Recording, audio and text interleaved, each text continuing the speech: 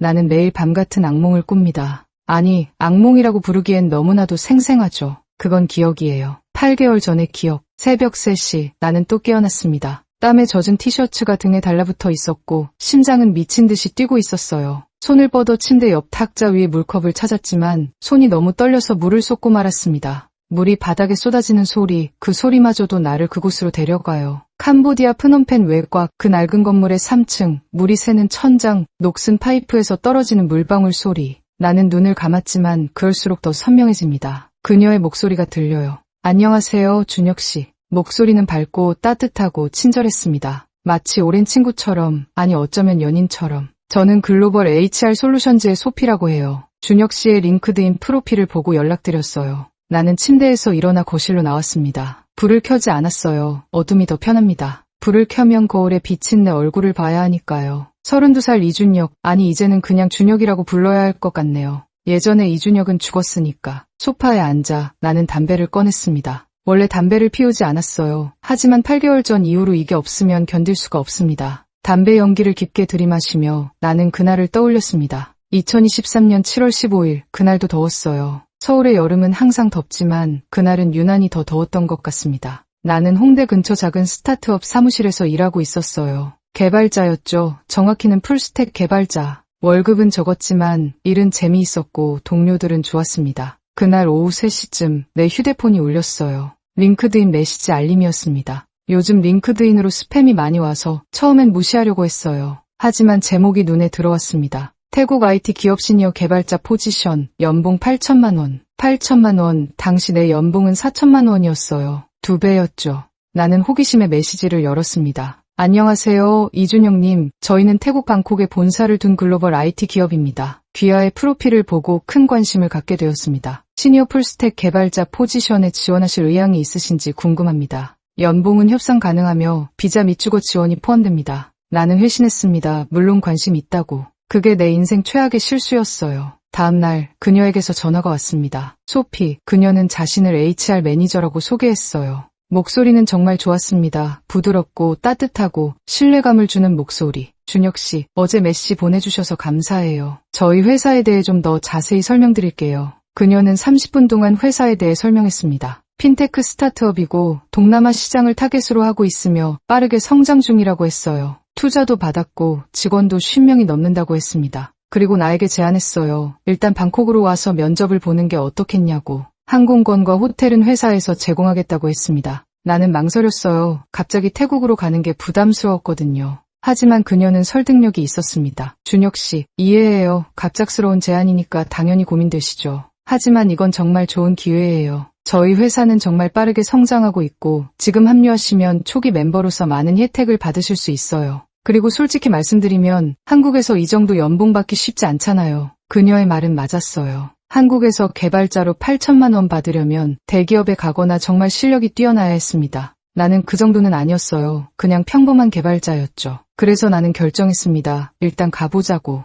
면접만 보고 오면 되니까 항공권은 회사에서 보내준다고 했으니 손해볼 것도 없었어요. 일주일 후 나는 인천공항에 있었습니다. 방콕행 비행기 티켓을 손에 들고 친구 민재가 배웅을 나왔어요. 준혁아, 조심해. 뭘 조심해, 면접 보고 오는 건데. 아니, 그래도 해외잖아. 그리고 너 태국 처음이잖아. 괜찮아. 회사에서 다 알아서 해준대. 민재는 걱정스러운 표정이었지만 더 이상 말하지 않았어요. 우리는 포옹했고 나는 출국장으로 들어갔습니다. 그게 민재와의 마지막 평범한 작별이었어요. 비행기는 정시에 출발했고 5시간 후 방콕에 도착했습니다. 수완나품 공항, 처음 내린 태국의 공기는 습하고 뜨거웠어요. 입국 심사를 통과하고 짐을 찾아 나왔습니다. 소피가 말했어요. 공항에 우리 직원이 나가 있을 거라고, 이름이 적힌 팻말을 들고 있을 거라고. 나는 도착 게이트 밖을 둘러봤습니다. 수많은 사람들이 팻말을 들고 서 있었어요. 그리고 내 이름을 발견했습니다. 리전하역. 팻말을 든 사람은 30대 초반으로 보이는 태국 남자였어요. 나는 다가갔고 손을 흔들었습니다. 안녕하세요. 저 이준혁입니다. 남자는 웃었지만 눈은 웃지 않았어요. 지금 생각해보면 그때 알아챘어야 했습니다. 하지만 그때의 나는 몰랐죠.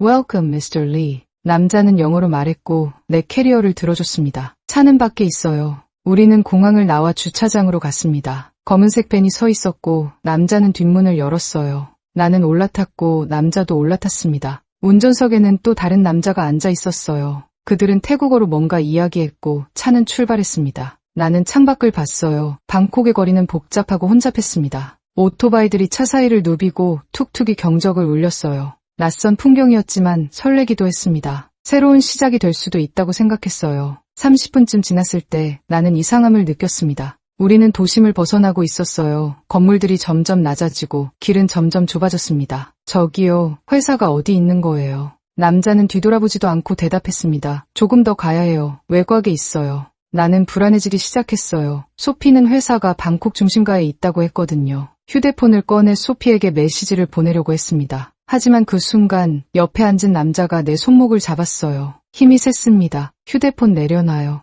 나는 놀라서 남자를 봤어요. 그의 눈은 차갑고 표정은 무표정했습니다. 뭐 하는 거예요? 조용히 해요. 소리 지르면 다쳐요. 그 순간 나는 깨달았습니다. 이건 면접이 아니라고, 이건 함정이라고. 나는 휴대폰을 꽉 쥐고 저항하려 했지만 남자는 더 세게 내 손목을 비틀었어요. 아팠습니다. 휴대폰이 바닥에 떨어졌고 남자는 그걸 주워 자기 주머니에 넣었어요. 제발, 저 그냥 한국으로 돌려보내주세요. 남자는 대답하지 않았어요. 차는 계속 달렸고 도시는 점점 멀어졌습니다. 1시간쯤 지났을 때 차는 한 건물 앞에 멈췄습니다. 3층짜리 낡은 콘크리트 건물이었어요. 주변은 논밭이었고 다른 건물은 보이지 않았습니다. 내려요.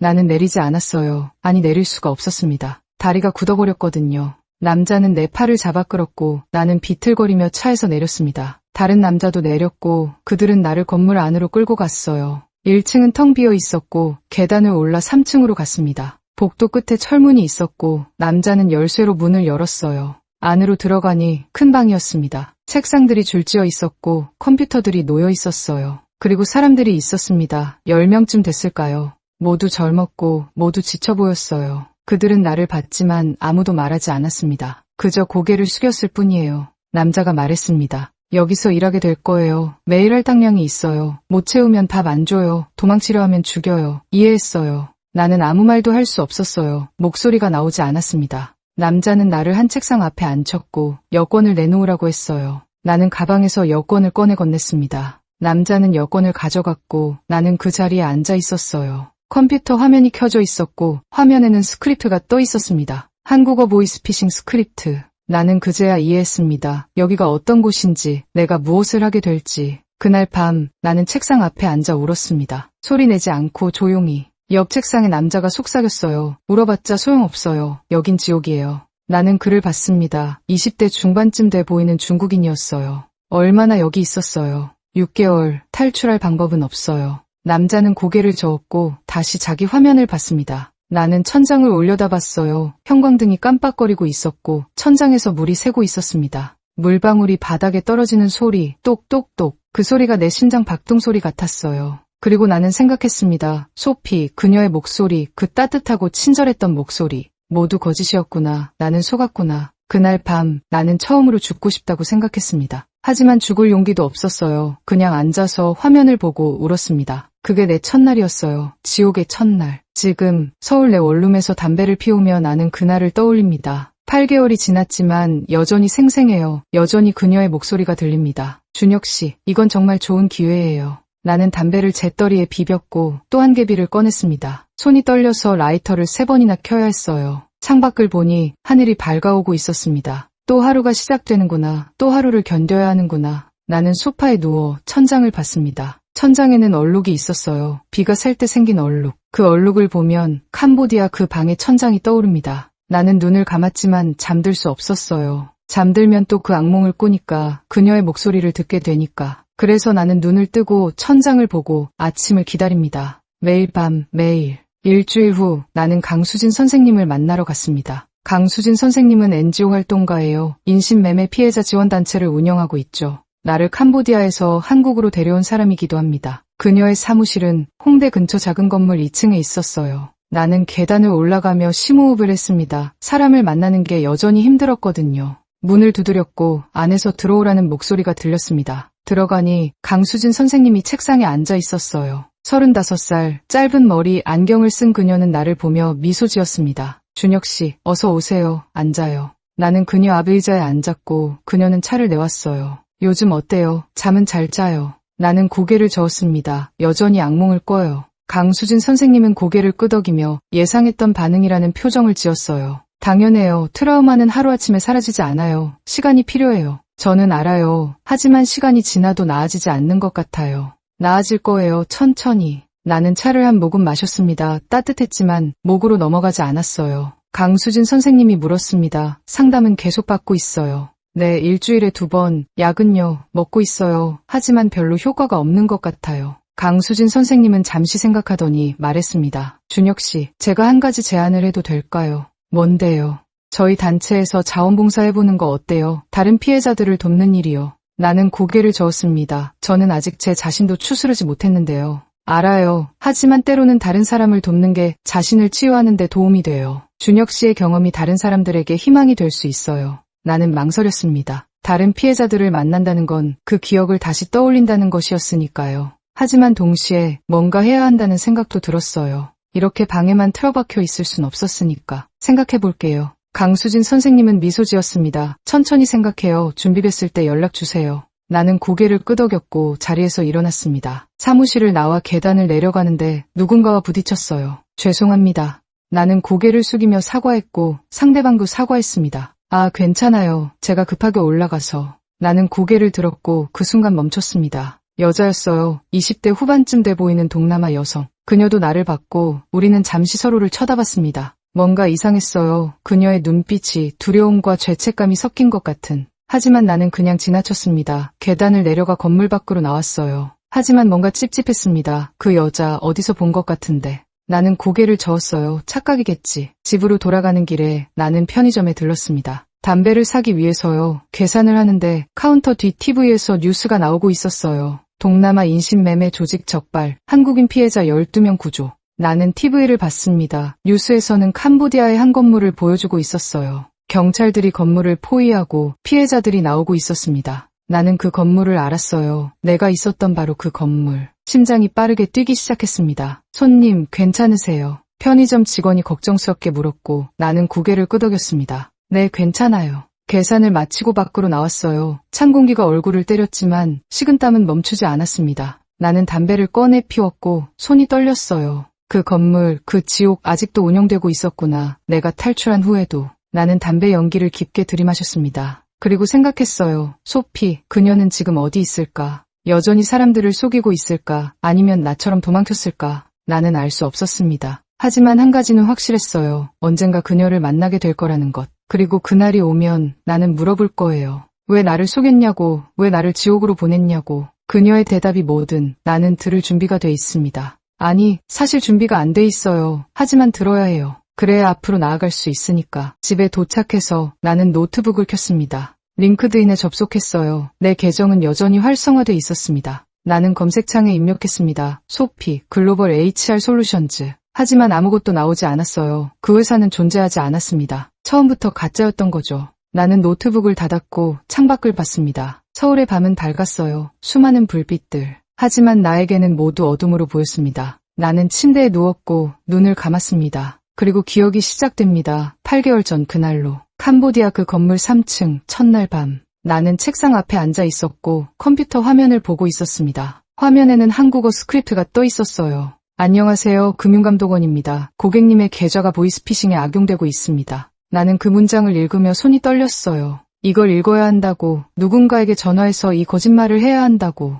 옆 책상에 중국인 남자가 속삭였습니다. 처음엔 다들 그래요. 하지만 안 하면 굶어요. 나는 그를 봤습니다. 그 얼굴은 여우였고 눈은 텅 비어 있었어요. 여기 얼마나 있었다고 했죠? 6개월이요. 처음엔 저도 저항했어요. 3일 동안 밥을 안 줬어요. 4일째 되는 날 저는 전화를 걸었습니다. 그 후로는 매일 전화해요. 안 하면 살 수 없으니까. 나는 아무 말도 할 수 없었습니다. 그날 밤 나는 전화를 걸지 않았어요. 감독관이 왔고 왜 할당량을 채우지 않았냐고 물었습니다. 나는 대답하지 않았어요. 그냥 고개를 숙이고 있었습니다. 감독관은 한숨을 쉬었고 신입이니까 오늘은 봐주겠다고 말했습니다. 하지만 내일부터는 일해야 한다고, 안 하면 벌을 받는다고 했어요. 그날 밤 나는 잠을 자지 못했습니다. 기숙사는 3층 복도 끝에 있었어요. 10명이 한 방을 쓰는 좁은 공간. 바닥에 매트리스만 깔려 있었고 모기가 많았습니다. 다들 자고 있었지만 나는 눈을 뜰 수밖에 없었어요. 탈출할 방법을 생각했습니다. 창문은 쇠창살이 쳐져 있었고 문은 밖에서 잠겨 있었어요. 불가능했습니다. 새벽 5시 문이 열렸습니다. 감독관이 소리쳤어요. 일어나, 세수하고 일하러 가. 사람들은 일어났고 줄을 서서 화장실로 갔습니다. 화장실은 복도 중간에 있었어요. 변기 3개, 세면대 2개. 물은 차갑고 비누는 없었습니다. 나는 얼굴에 물을 끼얹었고 거울을 봤어요. 거울 속 내 얼굴은 낯설었습니다. 눈은 충혈돼 있었고 입술은 바짝 말라 있었어요. 이게 나인가? 이게 이준혁인가? 세수를 마치고 우리는 다시 3층 작업실로 갔습니다. 아침 6시부터 일이 시작됐어요. 각자 책상 앞에 앉았고 컴퓨터를 켰습니다. 감독관이 말했습니다. 오늘 할당량은 50통, 못 채우면 저녁 없어. 50통, 하루에 50명에게 전화해서 거짓말을 해야 한다는 것. 나는 헤드셋을 썼고 화면을 봤습니다. 전화번호 목록이 떠 있었어요. 모두 한국 번호였습니다. 나는 첫 번째 번호를 눌렀습니다. 신호음이 울렸고 누군가 받았어요. 여보세요. 여자 목소리였습니다. 50대쯤 돼 보이는. 나는 스크립트를 읽으려 했지만 목소리가 나오지 않았습니다. 여보세요. 누구세요? 여자가 다시 물었고 나는 입을 열었습니다. 죄송합니다. 그리고 전화를 끊었어요. 감독관이 다가왔고 뭐 하는 거냐고 물었습니다. 나는 대답하지 않았어요. 감독관은 내 머리를 때렸습니다. 3개. 귀가 멍했고 눈앞이 흐려졌어요. 제대로 안 하면 밥 없어. 알았어. 나는 고개를 끄덕였고 감독관은 갔습니다. 나는 2번째 번호를 눌렀어요. 이번엔 남자가 받았습니다. 젊은 목소리. 여보세요. 나는 스크립트를 읽기 시작했습니다. 안녕하세요. 금융감독원입니다. 고객님의 계좌가 보이스피싱에 악용되고 있습니다. 목소리는 떨렸고 문장은 끊겼습니다. 남자는 뭐라고 했지만 나는 듣지 못했어요. 그냥 계속 읽었습니다. 스크립트를. 남자는 욕을 하며 전화를 끊었습니다. 나는 3번째 번호를 눌렀어요. 그렇게 하루가 지나갔습니다. 50통의 전화. 그중 10통 정도가 끝까지 들었고 나머지는 중간에 끊었어요. 하지만 할당량은 채웠습니다. 저녁 6시 일이 끝났습니다. 감독관이 말했어요. 오늘 할당량 채운 사람은 밥 먹어도 돼. 사람들은 줄을 섰고 1층으로 내려갔습니다.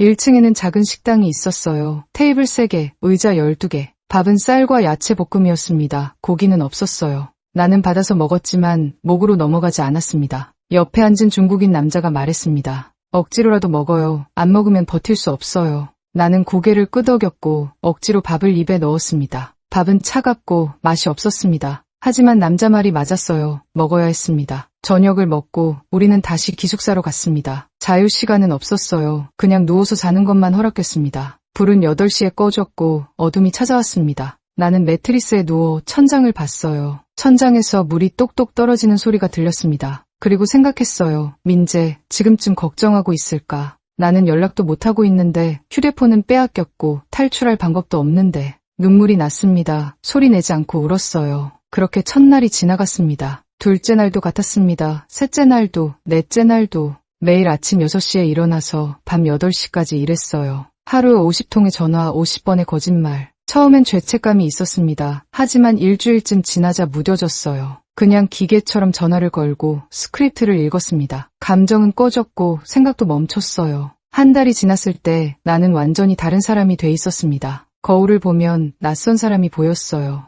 킬로그램쯤 빠졌고 얼굴은 수척했습니다. 눈빛은 텅 비었고 표정은 없었어요. 어느 날 새로운 사람이 들어왔습니다. 20대 초반으로 보이는 한국인 여자였어요. 그녀는 울고 있었고 감독관에게 끌려왔습니다. 제발 저 보내주세요. 저 아무것도 안 했어요. 감독관은 그녀를 한 책상 앞에 앉혔고 일하라고 말했습니다. 그녀는 거부했어요. 나는 안 해요. 절대 안 해요. 감독관은 한숨을 쉬었고 그녀의 뺨을 때렸습니다. 소리가 작업실에 울렸고 모두 고개를 숙였어요. 그녀는 바닥에 쓰러졌고 코피가 났습니다. 감독관이 말했습니다. 3일 동안 밥 없어. 그때 가서 다시 물어볼게. 그녀는 끌려나갔고 작업실은 다시 조용해졌습니다. 나는 내 화면을 봤고 다음 번호를 눌렀어요. 3일 후 그녀가 다시 왔습니다. 얼굴은 더 여위었고 눈은 풀려 있었어요. 감독관이 물었습니다. 이제 일할 거야. 그녀는 고개를 끄덕였고 책상 앞에 앉았습니다. 헤드셋을 쓰고 전화를 걸기 시작했어요. 그녀의 목소리는 떨렸지만 스크립트를 읽었습니다. 나는 그녀를 보며 생각했어요. 나도 저랬겠지. 처음엔 저항했지만 결국 굴복했겠지. 2달이 지났을 때 첫 탈출 시도가 있었습니다. 베트남 남자였어요. 30대 초반. 그는 밤에 창문 쇠창살을 부수고 뛰어내렸습니다. 3층이었지만 그는 살아남았어요.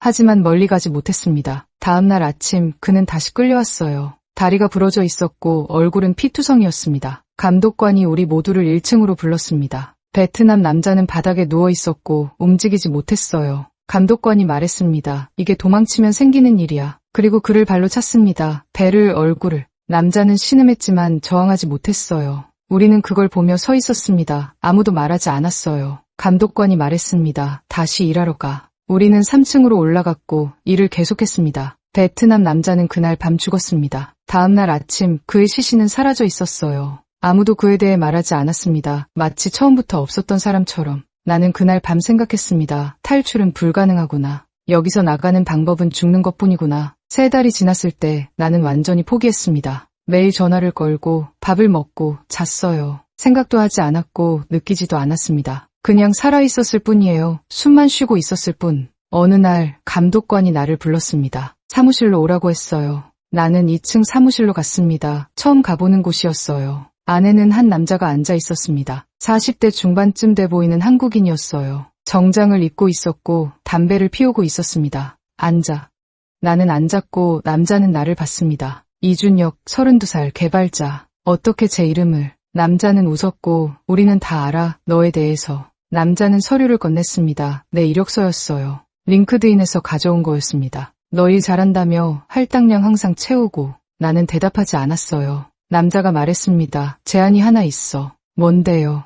여기서 관리자로 일하는 거야. 월급도 주고 방도 따로 주고. 나는 고개를 저었습니다. 싫어요. 남자는 담배를 재떨이에 비볐고 생각해봐. 어차피 여기서 못 나가. 그럼 좀 더 편하게 사는 게 낫지 않아. 나는 일어섰습니다. 전 괜찮아요. 남자는 한숨을 쉬었고 알았어. 하지만 나중에 후회할 거야. 나는 사무실을 나왔고 다시 3층으로 갔습니다. 하지만 남자의 말이 머릿속에 맴돌았어요. 어차피 여기서 못 나가. 그럼 좀 더 편하게 사는 게 낫지 않아. 나는 고개를 저었습니다. 아니야. 나는 그렇게 되지 않아. 4달이 지났을 때 새로운 감독관이 왔습니다. 한국인 여자였어요. 20대 후반. 그녀는 우리보다 더 냉정했습니다. 할당량 못 채우면 바로 벌을 줬고 저항하면 때렸어요. 어느 날 내 옆 책상에 중국인 남자가 쓰러졌습니다. 과로였어요. 그는 8개월 동안 여기 있었고 몸이 한계에 달했습니다. 여자 감독관은 그를 받고 쓸모없다고 말했어요. 그리고 그를 끌고 나갔습니다. 남자는 다시 돌아오지 않았어요. 나는 그날 밤 생각했습니다. 나도 곧 저렇게 되겠지.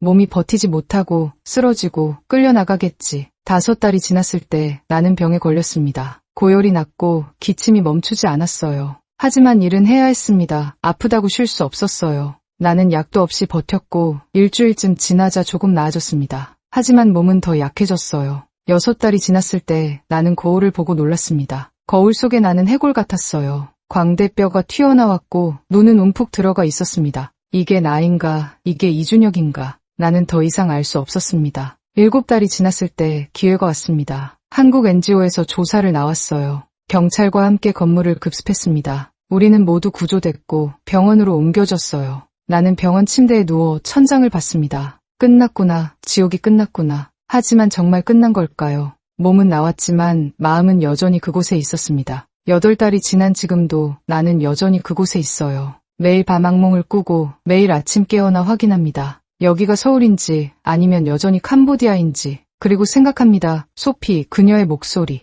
안녕하세요, 준혁 씨. 그 목소리가 나를 지옥으로 보냈어요. 그 목소리가 내 인생을 망쳤어요. 나는 담배를 피우며 생각합니다. 언젠가 그녀를 만나면 뭐라고 말할까? 왜 나를 속였냐고, 왜 나를 거기로 보냈냐고. 하지만 알고 있어요. 그녀도 피해자일 수 있다는 것을. 그녀도 누군가에게 강요받았을 수 있다는 것을. 하지만 그래도 나는 묻고 싶어요. 왜 나였냐고. 나는 침대에서 일어났습니다. 시계를 보니 오후 2시였어요. 또 반나절을 잤습니다. 요즘 낮과 밤이 바뀌었어요. 밤엔 잠들 수 없고 낮에만 겨우 눈을 붙입니다. 부엌으로 가서 물을 마셨습니다. 냉장고를 열었지만 먹을 게 없었어요. 편의점 도시락 하나, 상한 우유, 그게 전부였습니다. 나는 냉장고를 닫았고 옷을 입었어요. 밖에 나가야 했습니다. 뭐라도 사 먹어야 했으니까. 현관문을 열고 나가는 게 두려웠습니다. 사람들을 마주치는 게, 그들의 시선을 느끼는 게 무서웠어요. 하지만 나가야 했습니다. 계단을 내려가며 나는 벽을 짚었습니다. 다리에 힘이 없었어요. 제대로 먹지 않아서 그런 것 같았습니다. 1층에 도착했고 현관문을 열었어요.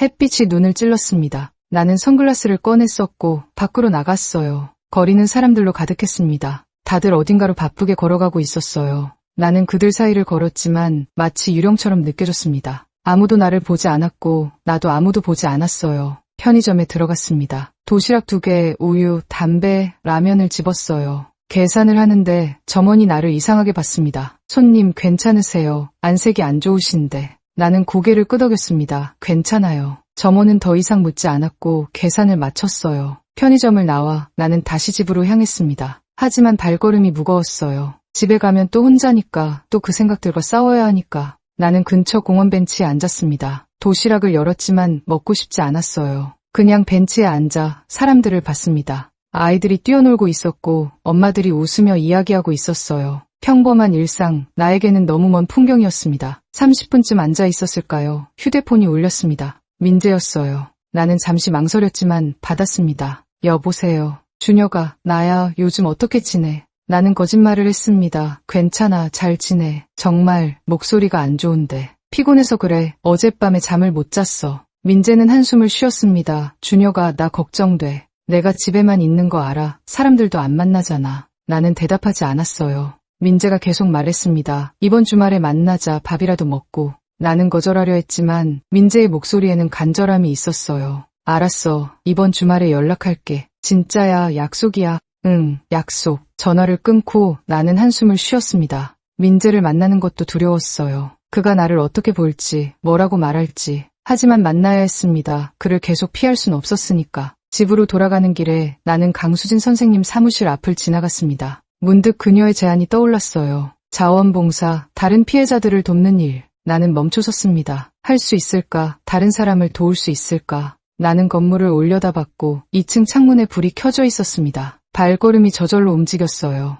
건물 안으로 들어갔고 계단을 올라가기 시작했습니다. 1계단, 2계단, 심장이 빠르게 뛰었습니다. 2층에 거의 도착했을 때 위에서 누군가 내려오고 있었어요. 나는 고개를 들었고 그 순간 멈췄습니다. 여자였어요. 일주일 전 계단에서 부딪혔던 그 여자. 동남아 여성, 20대 후반. 그녀도 나를 봤고 우리는 동시에 멈췄습니다. 이번에는 더 오래 서로를 쳐다봤어요. 그녀의 눈빛, 그 눈빛이 나치웠습니다. 두려움, 죄책감, 그리고 무언가 더. 그녀가 먼저 말했습니다. 죄송해요. 지나갈게요. 목소리, 그 목소리를 나는 알았습니다. 나는 그녀의 팔을 잡았어요. 잠깐만요. 그녀는 놀라서 나를 봤습니다. 손을 놓아주세요. 나는 그녀를 자세히 봤습니다. 얼굴, 목소리, 눈빛, 그리고 깨달았어요. 당신, 소피. 그녀의 얼굴이 굳었습니다. 뭐라고요? 당신 소피 맞죠? 글로벌 HR 솔루션즈. 그녀는 고개를 저었습니다. 아니에요. 사람을 잘못 봤어요. 그리고 내 손을 뿌리치려 했어요. 하지만 나는 놓지 않았습니다. 목소리, 당신 목소리 기억해요. 안녕하세요, 준혁 씨. 그녀는 얼어붙었습니다. 우리는 계단 중간에 서서 서로를 봤어요. 그녀의 눈에 눈물이 고였습니다. 죄송해요. 그녀가 속삭였고 정말 죄송해요. 나는 손을 놓았습니다. 그녀는 계단을 내려가려 했지만 나는 말했어요. 기다려요. 우리 얘기 좀 해요. 그녀는 멈췄습니다. 하지만 돌아보지 않았어요. 얘기할 게 없어요. 있어요. 많아요. 그녀는 천천히 돌아봤습니다. 여기서는 안 돼요. 사람들이 봐요. 그럼 어디서? 그녀는 잠시 생각했습니다. 1시간 후 홍대 입구역 3번 출구 앞에서 만나요. 나는 고개를 끄덕였습니다. 그녀는 계단을 내려갔고 나는 그 자리에 서 있었어요. 소피, 드디어 찾았다. 1시간 후 나는 홍대 입구역 3번 출구에 서 있었습니다. 사람들이 끊임없이 지나갔고 나는 그녀를 찾았어요. 10분쯤 지났을 때 그녀가 나타났습니다. 모자를 눌러쓰고 마스크를 하고 있었어요. 그녀는 나를 보고 고개를 끄덕였습니다. 저를 따라오세요. 우리는 걸었습니다. 말없이. 15분쯤 걸었을까요? 그녀는 작은 카페로 들어갔어요. 2층 구석자리에 앉았고 나도 앉았습니다. 그녀는 모자와 마스크를 벗었습니다. 가까이서 보니 그녀는 피곤해 보였어요. 눈 밑에 다크서클이 있었고 얼굴은 여유였습니다. 뭘 마실래요? 나는 아메리카노라고 말했고 그녀는 주문하러 갔어요. 5분 후 그녀가 커피 2잔을 들고 돌아왔습니다. 우리는 커피를 마시며 침묵했어요. 먼저 말을 꺼낸 건 나였습니다. 당신이 소피 맞죠? 그녀는 고개를 끄덕였습니다. 맞아요. 하지만 그건 가짜 이름이에요. 진짜 이름은 란이에요. 응은 티란. 베트남 이름이군요. 네. 나는 커피를 한 모금 마셨습니다. 왜 나를 속였어요? 라는 고개를 숙였습니다. 죄송해요. 죄송하다고 그게 다예요. 라는 눈물을 흘렸습니다. 뭐라고 말해야 할지 모르겠어요. 나는 주먹을 쥐었습니다. 당신 때문에 나는 8개월 동안 지옥에 있었어요. 알아요. 당신 때문에 나는 매일 악몽을 꿔요. 알아요. 당신 때문에. 란이 소리쳤습니다. 알아요. 다 알아요. 카페 안 사람들이 우리를 봤고 나는 고개를 숙였어요. 죄송해요. 나는 한숨을 쉬었습니다. 왜 그런 일을 했어요? 라는 눈물을 닦았습니다. 강요당했어요. 누구한테? 조직한테요. 라는 천천히 이야기하기 시작했습니다. 자신도 4년 전에 속아서 태국으로 갔다고. 관광 가이드 일자리라고 했지만 도착하니 사기 조직이었다고. 6개월 동안 피해자로 있었는데 조직에서 제안을 했대요. 유인책이 되면 살려주겠다고, 거부하면 죽인다고. 그래서 선택했다고, 살기 위해서. 나는 그녀의 이야기를 들으며 복잡한 감정이 들었습니다. 분노, 동정, 혼란. 그럼 나는 뭐예요? 당신이 살기 위한 희생양이었어요. 라는 고개를 끄덕였습니다. 맞아요. 죄송해요. 나는 자리에서 일어났습니다. 가야겠어요. 란이 내 손을 잡았습니다. 기다려요, 제발. 나는 그녀를 봤습니다. 뭐가 더 있어요? 저도 탈출했어요. 1달 전에. 그래서 여기 있는 거예요. 나는 다시 앉았습니다. 어떻게 탈출했어요? 라는 이야기했습니다. 마지막으로 유인한 사람이 태국 대학생이었대요. 그 학생이 조직에 끌려가는 걸 보고 견딜 수 없었다고. 그날 밤 도망쳤다고. 조직의 돈을 훔쳐서. 그리고 한국으로 왔다고. 여기가 제일 안전할 것 같아서. 나는 란을 봤습니다. 그럼 지금은 뭐 하는 거예요? 숨어 있어요. 조직이 저를 찾고 있어요. 그래서 강수진 선생님한테 도움을 요청했어요. 나는 이해했습니다. 그래서 강수진 선생님 사무실에 있었던 거군요. 라는 고개를 끄덕였습니다. 선생님이 숨을 곳을 마련해 주셨어요. 그리고 새 신분도요. 나는 커피를 다 마셨습니다. 당신을 용서해야 할까요? 라는 고개를 저었습니다. 아니요. 용서받을 자격 없어요. 그럼 왜 만나자고 했어요? 라는 나를 똑바로 봤습니다. 사과하고 싶었어요. 제대로. 그리고 도와주고 싶어요. 뭐려? 당신이 회복하는 거려. 나는 웃었습니다. 비웃음이었어요. 가해자가 피해자를 돕겠다고요. 라는 아무 말도 하지 않았습니다. 나는 자리에서 일어났습니다. 연락하지 마세요. 다시는 보고 싶지 않아요. 라는 고개를 숙였습니다. 알겠어요. 나는 카페를 나왔습니다. 거리는 여전히 사람들로 가득했고 나는 그 속을 걸었어요. 하지만 머릿속은 복잡했습니다. 란, 소피, 응은티란. 그녀도 피해자였다. 그럼 나는 그녀를 용서해야 하나? 아니면 여전히 증오해야 하나? 나는 알 수 없었습니다. 집에 도착해서 나는 소파에 앉았습니다. 휴대폰을 받고 강수진 선생님한테서 문자가 와 있었어요. 준혁 씨, 란 씨 만났다고 들었어요. 괜찮으세요? 나는 답장을 보냈습니다. 괜찮아요. 그런데 선생님은 왜 저한테 말 안 하셨어요? 강수진 선생님이 곧 답장을 보냈습니다. 란 씨가 부탁했어요. 당신한테 말하지 말아달라고. 죄책감 때문에 당신을 만날 용기가 없었대요. 나는 한숨을 쉬었습니다. 이해가 됐어요. 강수진 선생님이 다시 문자를 보냈습니다. 준혁 씨, 란 씨도 피해자예요. 그녀를 용서하라는 게 아니에요. 하지만 이해는 해주세요. 나는 답장하지 않았습니다. 그냥 휴대폰을 던지고 천장을 봤어요. 용서, 이해, 쉬운 말들이지만 실천하기는 어려웠습니다. 그날 밤 나는 또 악몽을 꿨습니다. 하지만 이번엔 달랐어요. 꿈속에서 란이 나타났습니다. 그녀는 울고 있었고 나에게 손을 뻗었어요. 도와주세요. 하지만 나는 그녀의 손을 잡지 않았습니다. 그냥 봤어요. 그녀가 어둠 속으로 사라지는 걸. 나는 깨어났고 식은땀을 흘리고 있었습니다. 시계를 보니 새벽 4시였어요. 나는 일어나 물을 마셨고 창밖을 봤습니다. 서울의 밤은 여전히 밝았어요. 하지만 나에게는 모두 어둠이었습니다. 일주일이 지났습니다. 나는 란을 다시 만나지 않았어요. 하지만 그녀 생각이 계속 났습니다. 그녀의 눈빛, 그녀의 목소리, 그녀의 눈물. 나는 혼란스러웠어요. 증오해야 하는지, 이해해야 하는지. 어느 날 오후 강수진 선생님한테서 전화가 왔습니다. 준혁 씨, 시간 있으세요? 네, 왜요? 란 씨가 당신을 만나고 싶어 해요. 제대로 된 사과를 하고 싶대요. 나는 망설였습니다. 다시 만나고 싶지 않았어요. 하지만 동시에 궁금했습니다. 그녀가 뭐라고 말할지. 알겠어요. 언제 어디서요? 내일 오후 3시 제 사무실에서요. 다음 날 나는 강수진 선생님 사무실로 갔습니다. 계단을 올라가며 심장이 빠르게 뛰었어요. 문을 두드렸고 안에서 들어오라는 목소리가 들렸습니다. 들어가니 란이 앉아 있었습니다. 강수진 선생님도 옆에 있었어요. 준혁 씨, 앉으세요. 나는 란 맞은편에 앉았습니다. 우리는 서로를 봤지만 말하지 않았어요. 강수진 선생님이 말했습니다. 란 씨가 준혁 씨한테 할 말이 있대요. 제가 자리를 비워드릴게요. 선생님은 사무실을 나갔고 우리 둘만 남았습니다. 침묵이 흘렀어요. 란이 먼저 입을 열었습니다. 와줘서 고마워요. 나는 대답하지 않았습니다. 란은 가방에서 노트 한 권을 꺼냈어요. 이거 제 일기예요. 4년 동안 쓴 거예요. 당신한테 보여주고 싶어요. 왜요?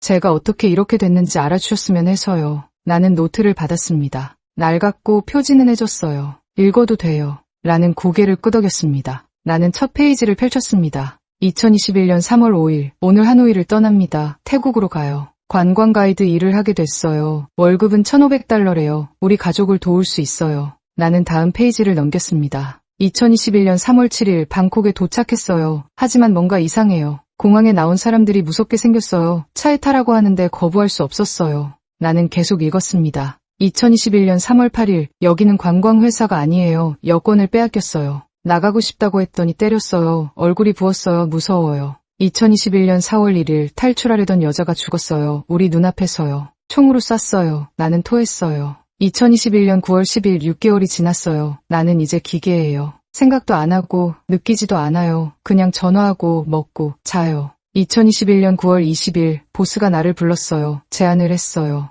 유인책이 되면 살려주겠대요. 거부하면 죽인대요. 2021년 9월 21일 승낙했어요. 살고 싶었어요. 나는 겁쟁이에요. 2021년 10월 1일, 오늘 처음으로 전화했어요. 베트남 남자였어요. 일자리를 제안했어요. 그는 좋아했어요. 나는 그를 지옥으로 보냈어요. 2022년 6월 10일, 한국어를 배우라고 했어요. 한국 사람들을 유인하라고요. 월급을 준대요. 나는 승낙했어요. 나는 이미 괴물이니까요. 2023년 7월 10일, 오늘 한국 남자한테 전화했어요. 이름은 이준혁이래요. 개발자래요. 목소리가 착했어요. 나는 그를 속였어요. 2023년 7월 25일 준혁 씨를 봤어요. 차에 태워지는 걸 봤어요. 그는 무서워하고 있었어요. 나는 돌아서서 울었어요. 나는 노트를 덮었습니다. 더 이상 읽을 수 없었어요. 라는 여전히 고개를 숙이고 있었습니다. 미안해요. 그녀가 속삭였습니다. 정말 미안해요. 나는 노트를 책상 위에 놓았습니다. 당신도 피해자였군요. 라는 고개를 들었습니다. 하지만 가해자이기도 해요. 나는 선택했어요. 살기 위해서 다른 사람들을 희생시키기로요.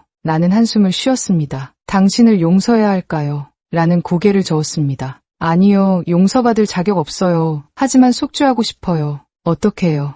라는 나를 똑바로 봤습니다. 당신을 도와주고 싶어요. 회복하는 거요. 그리고 다른 피해자들도요. 나는 란을 봤습니다. 그녀의 눈에는 진심이 있었어요. 어떻게 돕겠다는 거예요? 라는 설명하기 시작했습니다. 자신은 조직 내부를 알고 있다고, 어떻게 작동하는지, 누가 운영하는지, 그 정보로 다른 사람들을 구할 수 있다고, 강수진 선생님과 함께 일하고 싶다고 했어요. 나는 잠시 생각했습니다. 위험하지 않아요. 조직이 당신을 찾고 있잖아요. 라는 고개를 끄덕였습니다. 알아요. 하지만 해야 해요. 이게 제가 할 수 있는 유일한 속죄니까요. 나는 란을 다시 봤습니다. 그녀는 진심이었어요. 알겠어요. 라는 놀란 표정을 지었습니다. 뭐가요?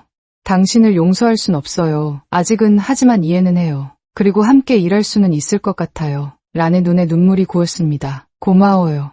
나는 고개를 저었습니다. 고마워할 필요 없어요. 이건 당신을 위한 게 아니라 다른 피해자들을 위한 거니까요. 라는 고개를 끄덕였습니다. 강수진 선생님이 다시 들어왔습니다. 어때요? 얘기 잘 됐어요. 나는 고개를 끄덕였습니다. 네, 저희 함께 일하기로 했어요. 강수진 선생님은 미소 지었습니다. 잘 됐네요. 그럼 다음 주부터 시작해요. 우리는 회의를 시작했습니다. 라는 조직에 대해 설명했어요. 태국, 캄보디아, 라오스에 지부가 있다고, 각 지부마다 100명 이상의 피해자가 있다고, 보스는 중국인이고 각 나라마다 중간 관리자가 있다고 했어요. 강수진 선생님이 물었습니다. 경찰에 신고할 수 있나요? 라는 고개를 저었습니다. 현지 경찰은 매수됐어요. 신고해봤자 소용없어요. 그럼 어떻게 해야 하죠? 라는 잠시 생각했습니다. 국제공조가 필요해요. 한국, 태국, 캄보디아 경찰이 함께 움직여야 해요. 강수진 선생님은 고개를 끄덕였습니다. 제가 연락해볼게요. IOM이랑 인터폴에요. 회의는 2시간 동안 이어졌습니다.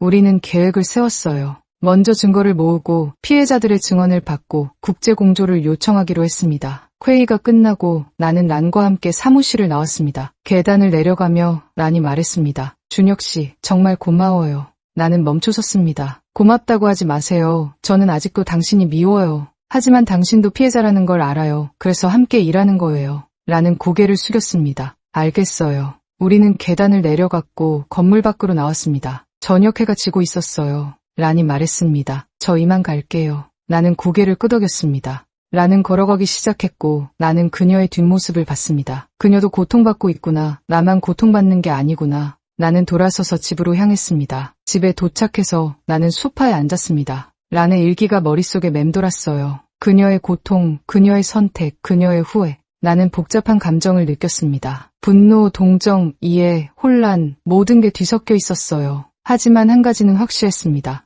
나는 더 이상 혼자가 아니라는 것. 란도, 강수진 선생님도 함께 싸우고 있다는 것. 그날 밤 나는 오랜만에 악몽을 꾸지 않았습니다. 대신 꿈을 꿨어요. 란과 나, 그리고 다른 피해자들이 함께 걷고 있는 꿈. 어둠 속을 걷고 있었지만 우리는 함께였어요. 나는 아침에 깨어났고 처음으로 기분이 나았습니다. 아주 조금이지만 희망이 보였어요. 다음 주부터 우리는 본격적으로 일을 시작했습니다. 강수진 선생님 사무실이 우리의 본부가 됐어요. 매주 월요일, 수요일, 금요일 오후 2시에 모였습니다. 란은 매번 정확히 도착했어요. 가방에는 항상 노트와 자료들이 가득했습니다. 첫 회의에서 란은 조직 구조를 설명했어요. 화이트보드에 그림을 그리며 말했습니다. 제일 위에 보스가 있어요. 중국인이고 이름은 류에이라고 해요. 그 밑에 각 나라별 관리자가 있고 태국은 마크, 캄보디아는 소반, 라오스는 퐁이요. 그 밑에 중간 관리자들이 있고 제가 그 중 하나였어요. 강수진 선생님이 물었습니다. 피해자는 총 몇 명쯤 될까요? 라는 잠시 계산했습니다. 제가 알기론 최소 500명이요. 하지만 더 많을 수도 있어요.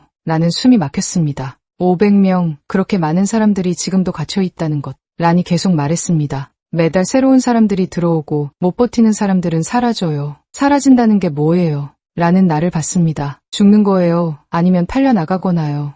팔려나간다고요. 네, 다른 조직이에요. 장기 밀매 조직이나 성매매 조직이에요. 나는 주먹을 쥐었습니다. 강수진 선생님이 말했습니다. 이 정보를 경찰에 넘겨야 해요.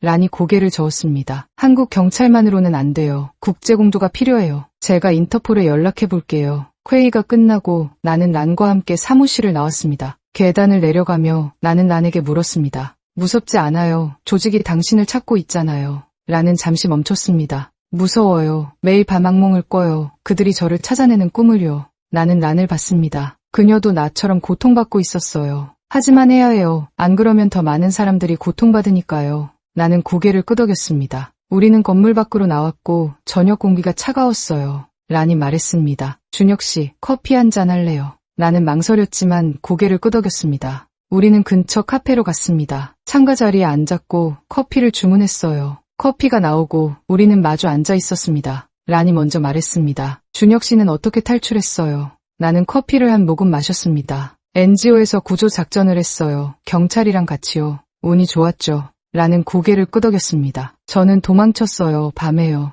조직의 돈을 훔쳐서요. 얼마나요? $5,000요. 유인책으로 일하며 몰래 모은 거예요. 나는 란을 봤습니다. 그럼 지금은 그 돈으로 사는 거예요. 란은 고개를 끄덕였습니다. 네, 하지만 곧 떨어질 거예요. 한 달쯤 남았어요. 그 다음엔요. 모르겠어요. 일을 구해야죠. 하지만 신분증이 가짜라서요. 나는 잠시 생각했습니다. 강수진 선생님한테 말씀드려봐요. 도와주실 거예요. 란은 고개를 끄덕였습니다. 고마워요. 나는 커피를 다 마셨습니다. 란이 물었습니다. 준혁 씨는 지금 뭐 해요? 아무것도요. 집에만 있어요. 일은요? 못해요. 사람들을 만나는 게 무서워요. 란은 나를 이해한다는 표정을 지었습니다. 저도 그래요. 밖에 나가는 게 무서워요. 조직 사람들이 어디 있을지 모르니까요. 우리는 침묵했습니다. 두 명의 피해자가, 아니 피해자와 가해자가, 아니 둘 다 피해자이면서 가해자인 사람들이. 란이 말했습니다. 준혁 씨, 우리 친구할 수 있을까요? 나는 란을 봤습니다. 친구요. 네, 서로를 이해하는 친구요. 나는 잠시 생각했습니다. 모르겠어요. 솔직히 당신을 볼 때마다 그때가 생각나요. 란은 고개를 숙였습니다. 알아요. 죄송해요. 나는 한숨을 쉬었습니다. 하지만 노력해볼게요. 시간이 필요하겠지만요. 란은 고개를 들었고 미소 지었습니다. 고마워요. 천천히 해요. 우리는 카페를 나왔습니다. 거리는 어두워지고 있었고 가로등이 켜지기 시작했어요. 란이 말했습니다. 저 이만 갈게요. 어디 사는데요? 신촌이요. 작은 고시원이요. 나는 고개를 끄덕였습니다. 조심해서 가요. 란은 웃었습니다. 네, 준혁 씨도요. 우리는 헤어졌고 나는 집으로 걸어갔습니다. 걸으며 생각했어요. 란, 그녀와 친구가 될 수 있을까? 그녀를 용서할 수 있을까? 나는 아직 모르겠습니다. 하지만 한 가지는 알아요. 그녀 없이는 조직을 무너뜨릴 수 없다는 것. 그녀의 정보가 필요하다는 것. 그래서 함께 가야 한다는 것. 한 달이 지났습니다. 우리는 매주 3번 만났고 일을 진행했어요. 라는 조직의 연락망을 그렸고 나는 피해자들을 만나 증언을 받았습니다. 강수진 선생님은 국제기구들과 연락했어요. 조금씩 진전이 있었습니다. 어느 날 란이 말했습니다. 준혁 씨, 제가 유인했던 사람들 명단이 있어요. 나는 놀랐습니다. 어떻게요? 몰래 기록했어요. 노트예요. 라는 노트를 펼쳤습니다. 30명의 이름이 적혀 있었어요. 이름, 나이, 국적, 유인한 날짜. 나는 그 명단을 보며 전율했습니다. 30명, 란이 유인한 사람이 30명, 란이 말했습니다. 이 사람들을 찾고 싶어요. 사과하고 싶어요. 나는 란을 봤습니다. 위험해요. 알아요. 하지만 해야 해요. 나는 잠시 생각했습니다. 도와드릴게요. 란은 놀란 표정을 지었습니다. 정말요. 네, 함께 찾아요. 란은 눈물을 흘렸습니다. 고마워요. 정말 고마워요. 우리는 그날부터 명단의 사람들을 찾기 시작했습니다. 첫 번째 사람은 베트남 남자였어요. 하노이에 산다고 했고 우리는 이메일을 보냈습니다. 하지만 답장은 오지 않았어요. 두 번째 사람은 태국 여자였습니다. 방콕에 산다고 했고 란이 직접 전화했어요. 하지만 전화는 끊겼습니다. 세 번째 사람은 한국 남자였어요. 서울에 산다고 했고 우리는 만나기로 했습니다. 일주일 후 우리는 그 남자를 만났습니다. 이름은 김태준, 29살. 그는 란을 보자마자 얼어붙었습니다. 당신. 란은 고개를 숙였습니다. 미안해요. 김태준은 주먹을 쥐었습니다. 미안하다고 당신 때문에 나는 1년을 그곳에 있었어요. 란은 무릎을 꿇었습니다. 정말 죄송해요. 김태준은 란을 내려다봤습니다. 그리고 돌아섰어요. 다시는 내 앞에 나타나지 마세요. 란은 일어나지 않았습니다. 그냥 무릎 꿇은 채 고개를 숙이고 있었어요. 김태준은 가버렸고 나는 란을 일으켰습니다. 일어나요. 란은 울고 있었습니다. 나는 그녀의 어깨를 두드렸습니다. 괜찮아요. 당연한 반응이에요. 란은 눈물을 닦았습니다. 나는 용서받을 수 없어요. 그럴 수도 있어요. 하지만 계속해야 해요. 란은 고개를 끄덕였습니다. 우리는 계속했습니다. 4번째, 5번째, 6번째 사람. 어떤 사람은 만나줬고 어떤 사람은 거부했어요. 어떤 사람은 란을 때렸고 어떤 사람은 란을 안아줬습니다. 란은 모든 반응을 받아들였어요. 울기도 했고 사과도 했고 무릎도 꿇었습니다. 나는 그 과정을 지켜봤어요. 그리고 조금씩 란을 이해하기 시작했습니다. 2달이 지났을 때 강수진 선생님이 소식을 가져왔습니다. 인터폴에서 답장이 왔어요. 조사를 시작하겠대요.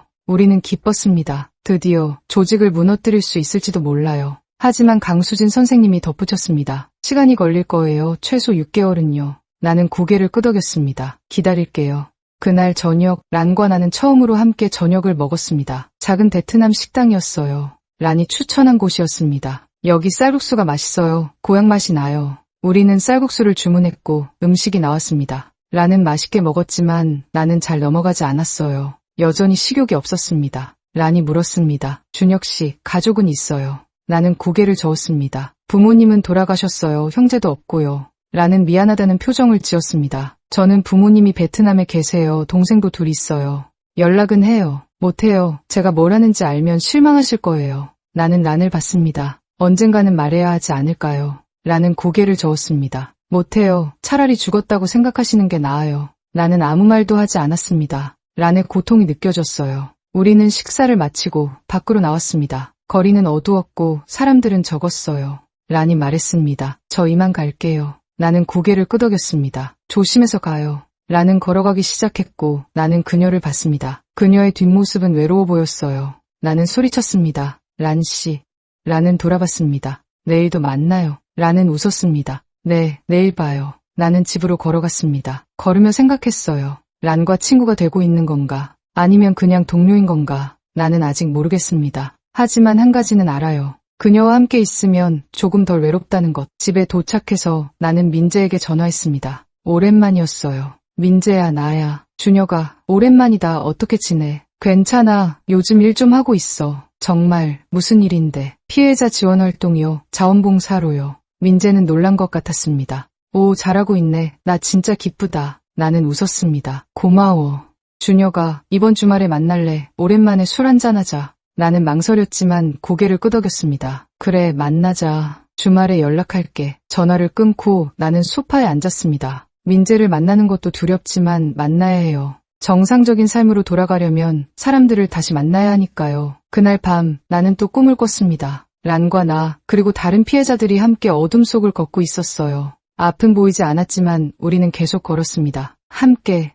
석 달이 지났습니다. 우리는 매주 만났고 일은 진행됐어요. 피해자 증언은 50명을 넘었고 인터폴은 본격적으로 움직이기 시작했습니다. 나는 조금씩 나아지고 있었어요. 악몽의 빈도가 줄었고 사람들을 만나는 것도 조금 덜 무서워졌습니다. 란도 변하고 있었어요. 처음 만났을 때보다 표정이 밝아졌고 가끔 웃기도 했습니다. 우리는 친구가 되고 있었어요. 천천히. 어느 날 오후 나는 란과 함께 카페에 앉아 있었습니다. 우리는 다음 주 일정을 논의하고 있었어요. 란의 휴대폰이 울렸습니다. 그녀는 화면을 보더니 얼굴이 창백해졌어요. 누구예요? 란은 대답하지 않았습니다. 그냥 휴대폰을 바라보고 있었어요. 전화는 계속 울렸고 란은 받지 않았습니다. 전화가 끊어졌고 란은 숨을 내쉬었어요. 누구였어요? 란은 나를 봤습니다. 마크요. 나는 얼어붙었습니다. 마크, 란이 말했던 태국 지부 관리자. 란을 유인책으로 만든 사람. 왜 전화한 거죠? 모르겠어요. 한 달 전부터 계속 전화해요. 받지 않고 있어요. 란의 휴대폰이 다시 울렸습니다. 또 마크였어요. 란은 떨고 있었습니다. 나는 란의 손을 잡았습니다. 받지 마요. 그냥 꺼요. 란은 고개를 끄덕였고 휴대폰을 껐습니다. 하지만 그녀의 손은 계속 떨리고 있었어요. 괜찮아요. 란은 고개를 저었습니다. 아니에요. 안 괜찮아요. 그들이 저를 찾고 있어요. 우리 강수진 선생님한테 가요. 란은 고개를 끄덕였고 우리는 서둘러 사무실로 갔습니다. 강수진 선생님한테 상황을 설명했어요. 선생님은 심각한 표정을 지었습니다. 란 씨, 휴대폰 버려야 해요. 추적당할 수 있어요. 란은 고개를 끄덕였고 가방에서 휴대폰을 꺼냈습니다. 선생님은 휴대폰을 받아 배터리를 빼냈어요. 새 휴대폰을 드릴게요. 그리고 숙소도 옮겨야 해요. 란은 불안한 표정이었습니다. 어디로 가요? 일단 제 집에 머물러요. 안전할 거예요.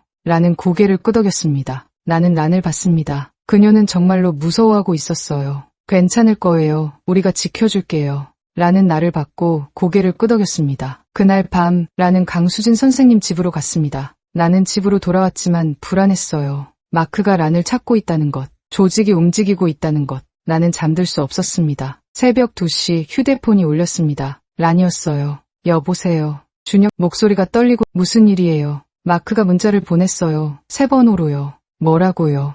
란, 도망칠 수 없어. 우리는 너를 찾을 거야. 나는 숨이 막혔습니다. 어떻게 3번호를 알았죠? 모르겠어요. 하지만 그들은 알아냈어요. 란은 울고 있었습니다. 무서워요. 준혁 씨. 나는 침대에서 일어났습니다. 지금 어디예요? 강수진 선생님 집이요. 거기 있어요. 나갈 생각하지 마요. 내일 아침에 만나요. 라는 고개를 끄덕이는 소리를 냈습니다. 알겠어요. 전화를 끊고 나는 강수진 선생님한테 전화했습니다. 선생님, 란 씨 괜찮아요. 네, 지금 제 옆에 있어요. 무슨 일이에요? 나는 상황을 설명했습니다. 선생님은 한숨을 쉬었습니다. 알겠어요. 란 씨 잘 지킬게요. 걱정 마세요. 나는 전화를 끊었지만 잠들 수 없었습니다. 창밖을 봤어요. 서울의 밤은 여전히 밝았지만 나에게는 어둠이었습니다. 다음날 아침 나는 강수진 선생님 집으로 갔습니다. 선생님은 마포구의 작은 아파트에 살고 계셨어요. 초인종을 눌렀고 선생님이 문을 열었습니다. 들어와요.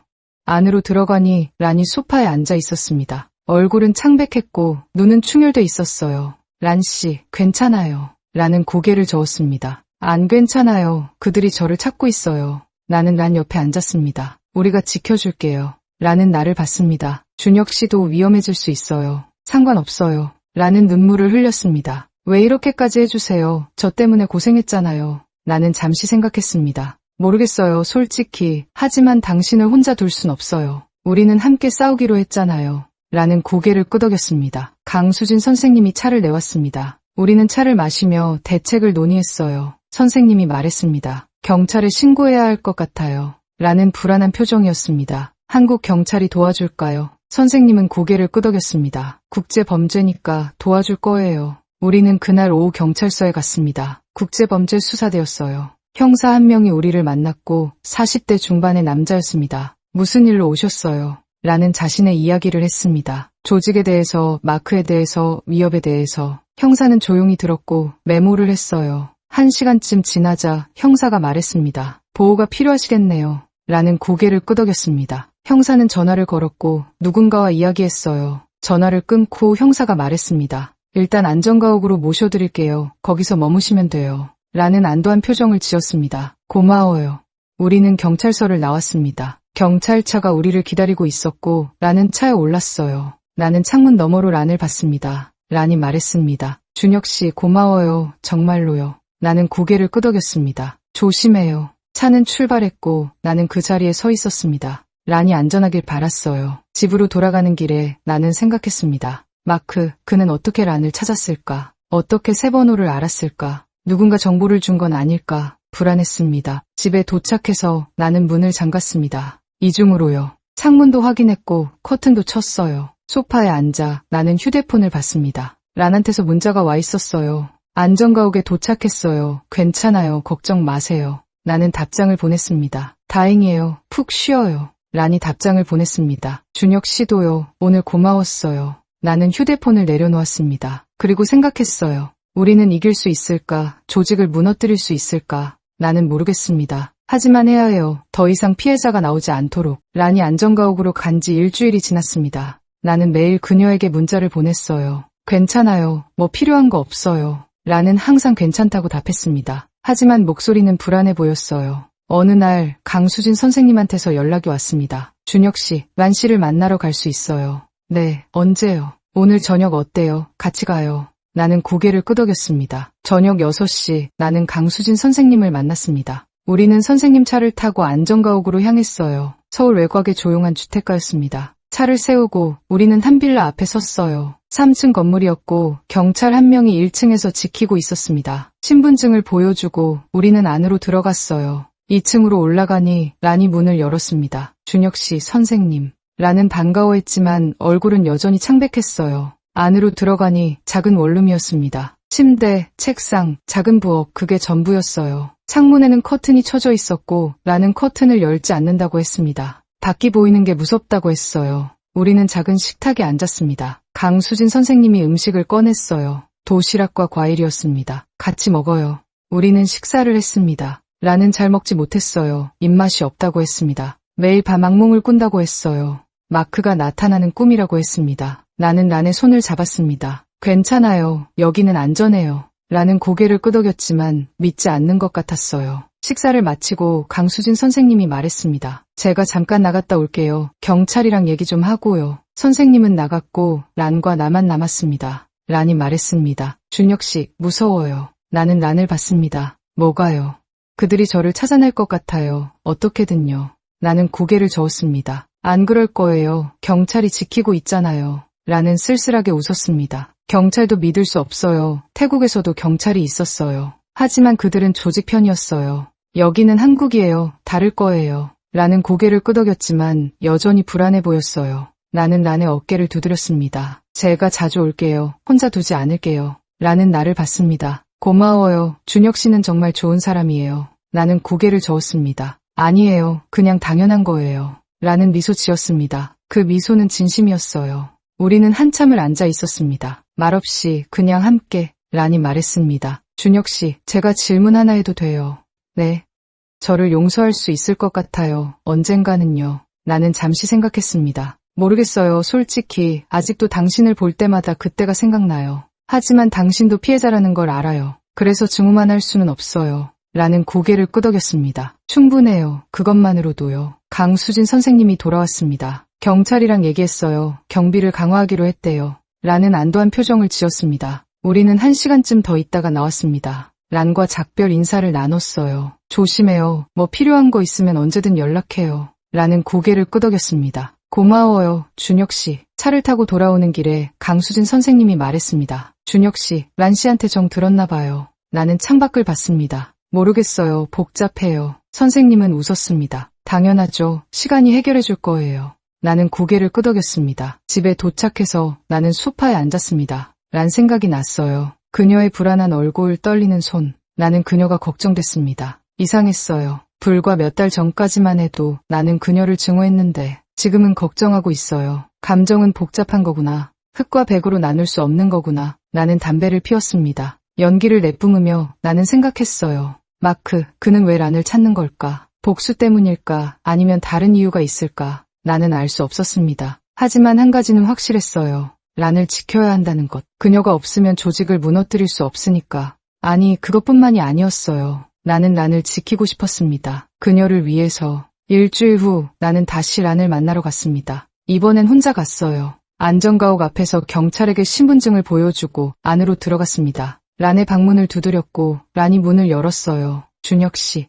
란은 반가워했고 나도 반가웠습니다. 안으로 들어가니 방은 깨끗했어요. 란은 정리를 잘하는 것 같았습니다. 커피 드릴까요? 네, 고마워요. 란은 부엌으로 가서 커피를 내렸습니다. 나는 방을 둘러봤어요. 책상 위에 노트가 놓여 있었고 펜도 있었습니다. 란은 여전히 일기를 쓰는 것 같았어요. 란이 커피를 가져왔습니다. 우리는 식탁에 앉아 커피를 마셨어요. 란이 말했습니다. 요즘 어때요? 나는 괜찮다고 답했습니다. 악몽은요? 조금 나아졌어요. 당신은요? 란은 고개를 저었습니다. 여전해요. 매일 밤 마크가 나타나요. 나는 란의 손을 잡았습니다. 괜찮아질 거예요. 란은 나를 봤습니다. 준혁 씨는 정말 착해요. 나는 고개를 저었습니다. 아니에요. 그냥 당연한 거예요. 란은 미소 지었습니다. 우리는 2시간쯤 함께 있었어요. 이야기를 나누고 웃기도 하고 침묵하기도 했습니다. 편안했어요. 란과 함께 있으면 나도 조금 편안해지는 것 같았습니다. 작별 인사를 하고 나는 안전가옥을 나왔습니다. 밖은 어두워지고 있었어요.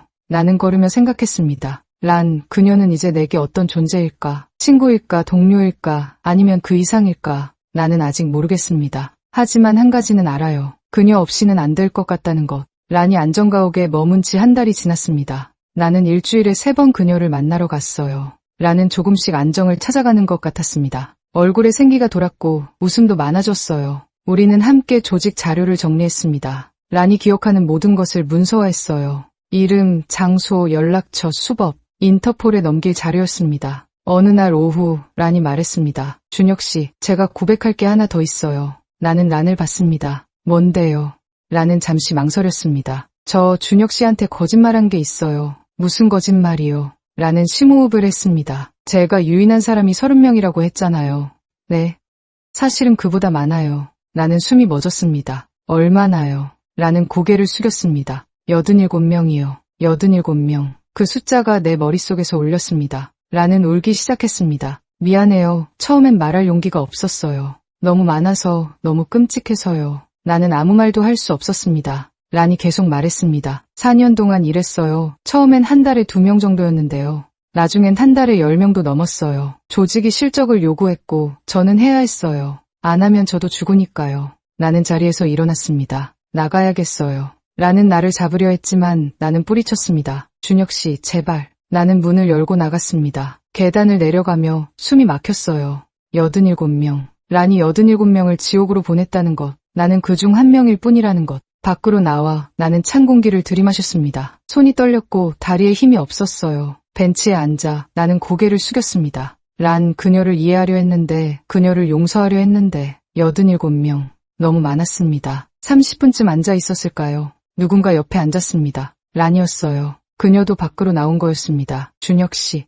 나는 대답하지 않았습니다. 란이 말했습니다. 용서해달라는 게 아니에요. 그냥 진실을 말하고 싶었어요. 더 이상 거짓말하고 싶지 않아요. 나는 란을 봤습니다. 87명, 너무 많아요. 란은 고개를 끄덕였습니다. 알아요. 저도 알아요. 그래서 매일 죽고 싶어요. 하지만 죽을 수 없어요. 속죄해야 하니까요. 나는 한숨을 쉬었습니다. 어떻게 속죄할 건데요? 란은 나를 똑바로 봤습니다. 조직을 무너뜨려야 해요. 그리고 87명을 찾아야 해요. 한 명씩 사과해야 해요. 그게 제가 할 수 있는 전부예요. 나는 란을 봤습니다. 그녀는 진심이었어요. 알겠어요. 란은 놀란 표정을 지었습니다. 뭐가요? 계속 함께 일해요. 하지만 다시는 거짓말하지 마요. 란은 눈물을 흘렸습니다. 약속해요. 다시는 안 할게요. 우리는 벤치에 앉아 있었습니다. 하늘에는 별이 하나도 보이지 않았어요. 서울의 불빛이 너무 밝아서. 란이 말했습니다. 준혁 씨, 고마워요. 나는 고개를 저었습니다. 고맙다고 하지 마요. 아직 용서한 건 아니에요. 알아요. 하지만 그래도 고마워요. 함께 있어줘서요. 나는 란을 봤습니다. 그녀의 옆모습은 외로워 보였어요. 나도 외롭습니다. 어쩌면 우리는 서로가 필요한 건지도 몰라요. 그날 밤 집에 돌아와 나는 잠들 수 없었습니다. 87명이 머릿속에 맴돌았어요. 87명의 인생. 란이 망친 87명의 인생. 하지만 동시에 생각했습니다. 란도 그중 한 명이었다는 것. 란도 누군가에게 속아서 그곳에 갔다는 것. 그럼 란을 유인한 사람은 누구일까? 그 사람도 피해자였을까? 끝이 없는 사슬이었습니다. 피해자가 가해자가 되고 가해자도 피해자인. 나는 눈을 감았습니다. 그리고 결심했어요. 이 사슬을 끊어야 한다고. 더 이상 피해자가 나오지 않도록. 다음 날 강수진 선생님한테서 연락이 왔습니다. 인터폴에서 회의를 하자고 해요. 다음 주 화요일이요. 나는 고개를 끄덕였습니다. 란 씨도 가야 하나요? 네, 란 씨가 증인이니까요. 나는 란에게 연락했습니다. 란은 떨리는 목소리로 답했어요. 무서워요. 하지만 할게요. 화요일이 왔습니다. 우리는 서울 중구의 한 건물로 갔어요. 인터폴 한국 지부였습니다. 회의실로 안내됐고 2명의 수사관이 기다리고 있었습니다. 한 명은 한국인, 한 명은 서양인이었어요. 한국인 수사관이 말했습니다. 앉으세요. 저는 김정은 경감입니다. 이쪽은 인터폴 본부에서 오신 데이비드 존스 수사관입니다. 우리는 앉았습니다. 데이비드가 영어로 말했고 통역이 번역했습니다. 란 씨, 당신의 증언이 매우 중요합니다. 최대한 자세히 말씀해주세요. 란은 고개를 끄덕였고 이야기를 시작했습니다. 2시간 동안 란은 모든 것을 말했어요. 자신이 어떻게 유인책이 됐는지, 누구를 유인했는지, 조직이 어떻게 운영되는지. 수사관들은 조용히 들었고 메모를 했습니다. 회의가 끝나고 김정은 경감이 말했습니다. 충분합니다. 이 정도면 국제공조 수사를 시작할 수 있어요. 시간이 얼마나 걸릴까요? 최소 3개월이요. 태국, 캄보디아, 라오스 경찰과 협의해야 하니까요. 우리는 회의실을 나왔습니다. 라는 안도한 표정이었어요. 끝났어요. 이제 시작이에요. 나는 고개를 끄덕였습니다. 우리는 건물 밖으로 나왔고 저녁 공기가 차가웠어요. 란이 말했습니다. 준혁 씨, 저녁 먹고 갈래요. 나는 고개를 끄덕였습니다. 우리는 근처 식당으로 갔습니다. 작은 한식당이었고 사람이 별로 없었어요. 우리는 구석자리에 앉았고 김치찌개를 주문했습니다. 음식이 나왔고 우리는 먹기 시작했어요. 란은 맛있게 먹었습니다. 한국 음식 좋아해요. 나는 웃었습니다. 베트남 음식도 좋아요. 란도 웃었습니다. 우리는 식사를 하며 이야기를 나눴어요. 가벼운 이야기들, 좋아하는 음식, 영화, 음악. 처음으로 우리는 피해자와 가해자가 아닌 그냥 2사람으로 이야기했습니다. 식사를 마치고 우리는 밖으로 나왔습니다. 란이 말했습니다. 준혁 씨, 오늘 즐거웠어요. 나도요. 란은 미소 지었습니다. 우리 다음에 또 만나요. 나는 고개를 끄덕였습니다. 란은 경찰차를 타고 안전가옥으로 돌아갔고 나는 지하철을 탔습니다. 집으로 가는 길에 나는 생각했어요. 란과 함께 있으면 나도 조금씩 나아지는 것 같다고. 그녀도 나와 함께 있으면 나아지는 것 같다고. 우리는 서로를 치유하고 있는 건지도 몰라요.